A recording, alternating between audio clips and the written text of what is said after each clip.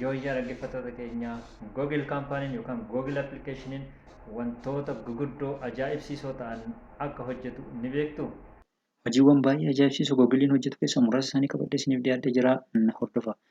Tokkoffaa irratti kanan qabadhee isiniif dhiyaadhee kaalkuleetara malee herreega garaagaraa akkamiin akkaataa itti hojjennu isinitti mul'isuu barbaada.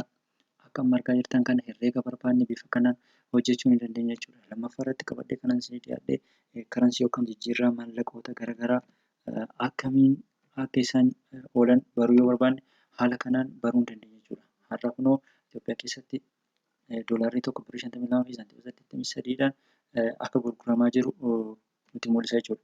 Inni sadaffaan diikshinarii malee haala kamiin hiika jechoota garaagaraa baruu akka dandeenyu isinitti mul'isuu barbaada. Asirratti jecha barbaanne barreessuudhaan hiika jecha kanaa sirriitti hubachuu ni dandeenya jechuudha. Akkuma amma argaa jirtan kana jecha buufee asirratti ilaaluu dandeessu jechuudha. Inni afuraffaan isiniif qabadhee dhiyaadhe geemii garaagaraa haala kamiin asirratti akkaataa hojjechuu dandeenyu yookaan taphachuu dandeenyu isinitti mul'isuu barbaada jechuudha. Akkuma amma argaa jirtan kana geemii kana haala kanaan taphachuu ni dandeenya jechuudha.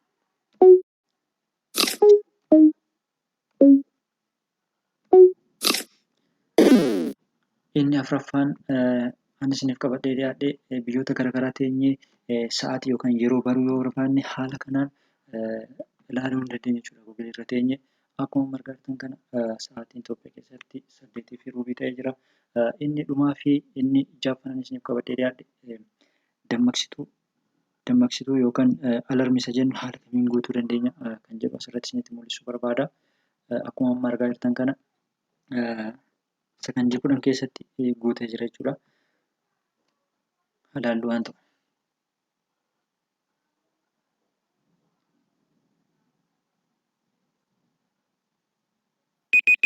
Haaluma kanaan dammaqsituun kun gara hojii kiyyaa yookaan gara ani deemuu barbaadutti na dammaqsiteetti jechuudha.